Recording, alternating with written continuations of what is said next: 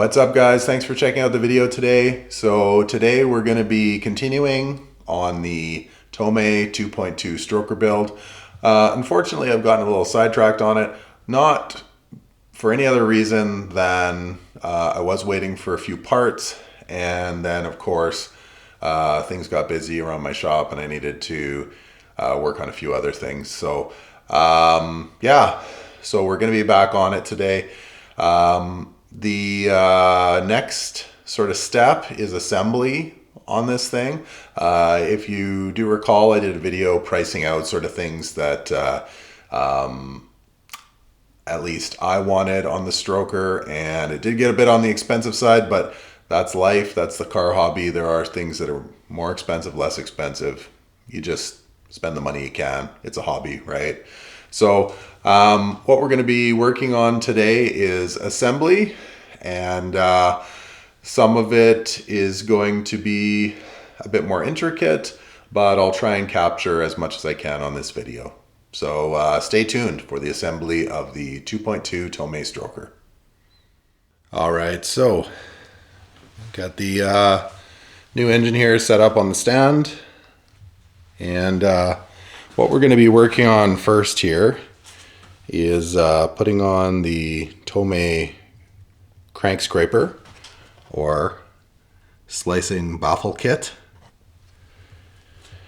So basically a crank scraper, for those of you that aren't familiar with this sort of thing, what it is to reduce windage, which when the crank is turning at high RPMs, the oil tends to stick to the crank and, for lack of a better term, and basically rob horsepower, because the crank is pulling along with it a high amount of oil out of the pan. So what the crank scraper does is it chops this oil off as the crank passes by the scraper, thereby freeing up some parasitic loss from that oil.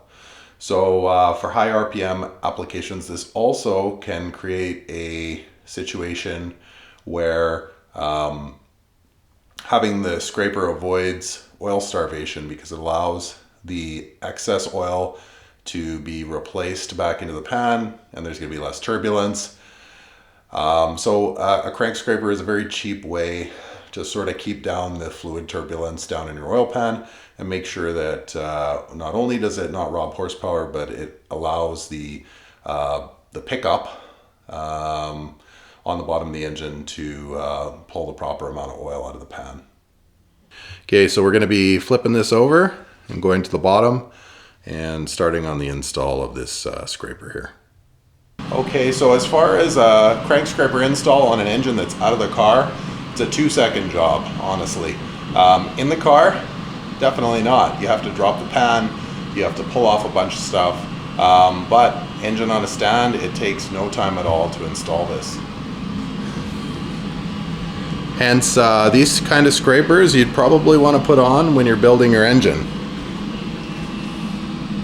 So if you look at the Tomei scraper, it's these reliefs that do a lot of the job. Okay, so if we get down, we take a look at where the crank is. So you have to make sure that the crank in no way contacts this, which it does not. Now, as that crank is moving by, it is these reliefs right here that take that oil off.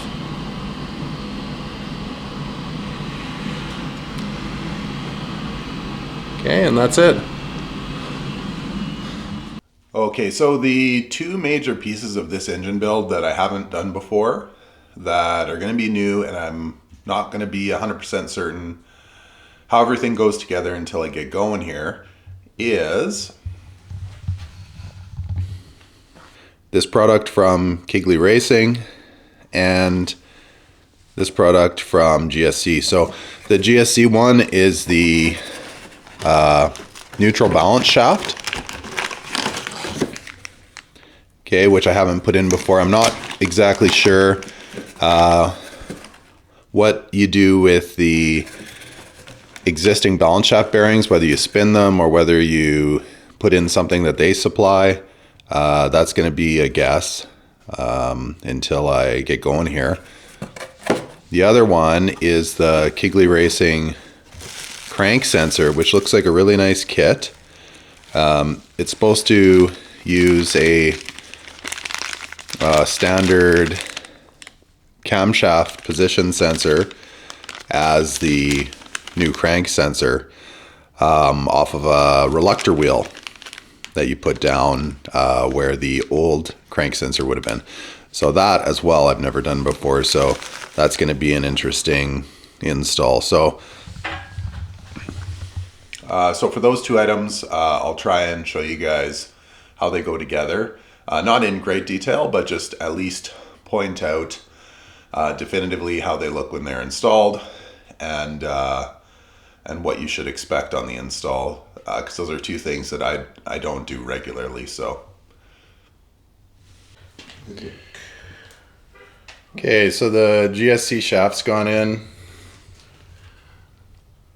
The important part here is that this shaft here is now supported, and it's supported at the rear. So you can see the shaft way down there.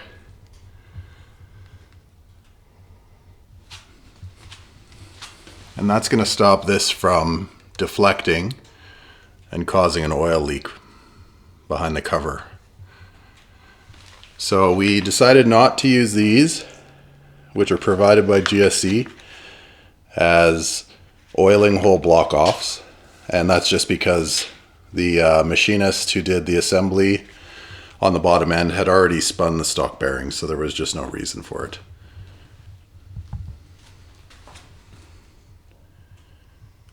All right, so we're sailing along here, and next step is going to be to put on the pan. So pretty much the bottom end is buttoned up.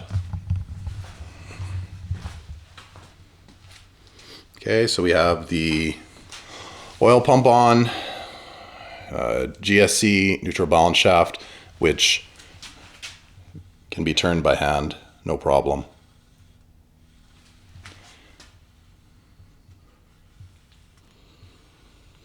Okay, we got the new pickup on, the Tomei crank scraper. Yeah. Just be a little bit cautious of the oil pump bolts. They are a bunch of different lengths, so just make sure that you keep an eye on what that is, and make sure that you don't mess some up, especially these two here. A lot of times the wrong bolts are put in right here, so just be cautious of that. Okay, the old balance shaft holes welded up, so that's not leaking.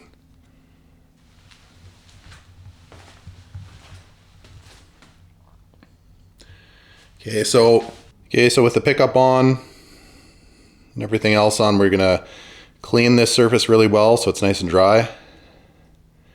And then we're going to put on the new oil pan.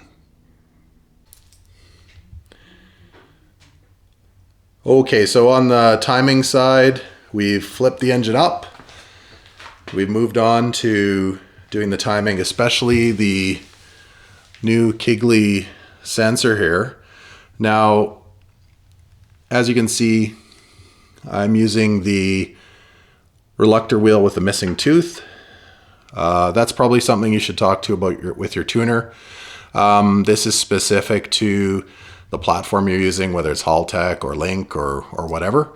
I'm going to be using a Link, and so the missing tooth format is helpful for that standalone engine management system. This creates a situation where you can use the cam sensor as a crank sensor. Like I said earlier, it has to be spaced out, so you need some feeler gauges to measure it against the tooth to the sensor, the distance. But yeah, that's how that basically goes together. We've thrown the water pump on, and we're just seating the head studs and getting ready to put on the head and the head gasket. And again, Keep in mind that the torque sequence that you use should be the same as your torque plate. So if you used a torque plate to machine this engine at the beginning, when you were getting the machining done, you should be reusing that sequence, whatever the machine shop used to put that torque plate on, so that the cylinder deformation that's going to take place is equal to what would have taken place in the machine shop when the final machining was done to the block. All right. Okay, so that's where we're at. We're going to move on to putting the head on and the head gasket.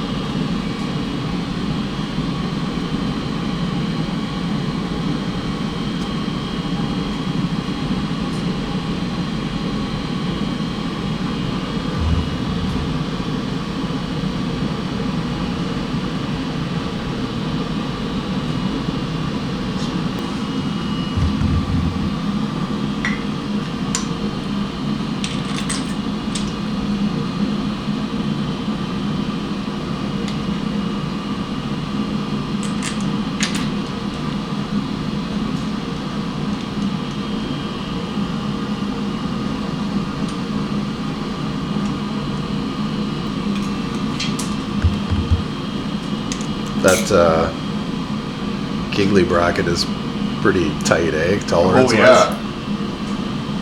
Well, to give you an idea.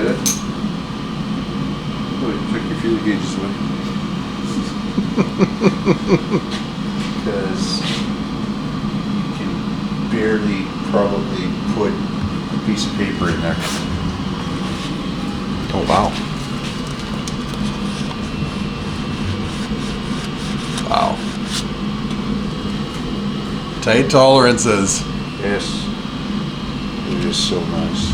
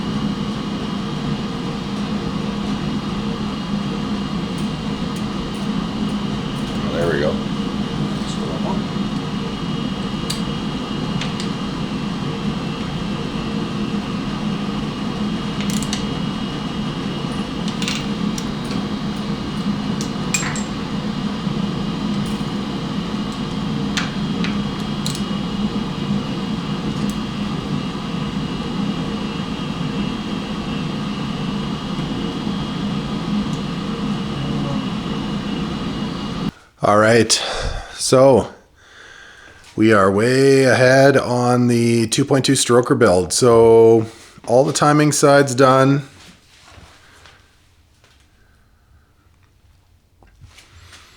We got the HKS timing belt on.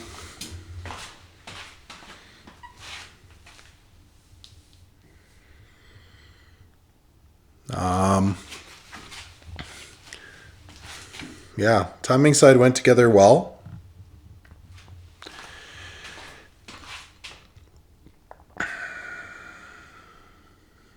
And I gotta say, these GSC cams just look crazy.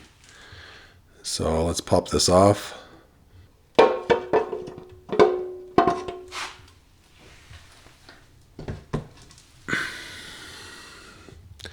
Whew, GSC cams looking crazy.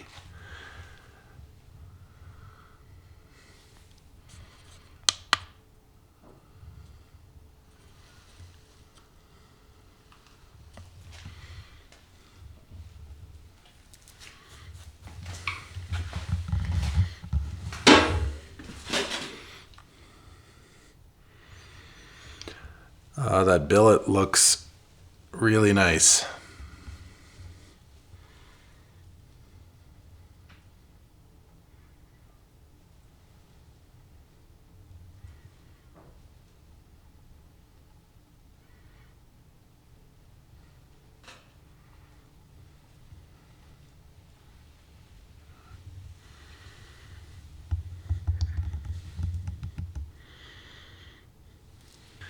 Yeah, HKS Gates actually made this belt for HKS. So that's pretty cool. The AM True Time gears went together really nice. They look really good. I like that style. It's an older cam gear, but I've had them for quite some time. Yeah, so quite a bit left to do. Because the R2 cams are Evo 8 platform cams, I had to use Evo 8 cam sensor housing. So that's something that's a bit different. The Kigley HLA is on there, okay, for oil pressure, to limit oil pressure to the head.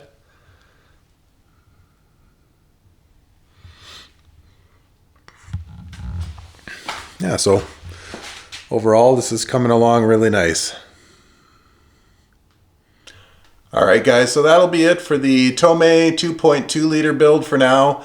Over the next few months, I'm going to be deciding where that engine is going, what kind of car it's going to be going in. I have basically a choice between an Evo 5 build or an Evo 6 build. So stay glued to this channel on YouTube and on Instagram for more updates on that build, probably in the second half of the summer. I'm going to be doing a lot more Evo builds and Skyline builds as well throughout the next few months. And so definitely stay tuned to the YouTube channel. And if you haven't already, make sure that you subscribe to the channel. I think we've hit 500 subscribers, which is great. Again, I'm not doing this for subscriber base. I'm doing this because I enjoy this and I enjoy documenting my JDM car building. However, if you do come to the channel often, make sure that you subscribe and make sure you hit that bell so that you're aware when I put up new videos. And as well, come visit me on Instagram at Wrench Rampage. Have a good night.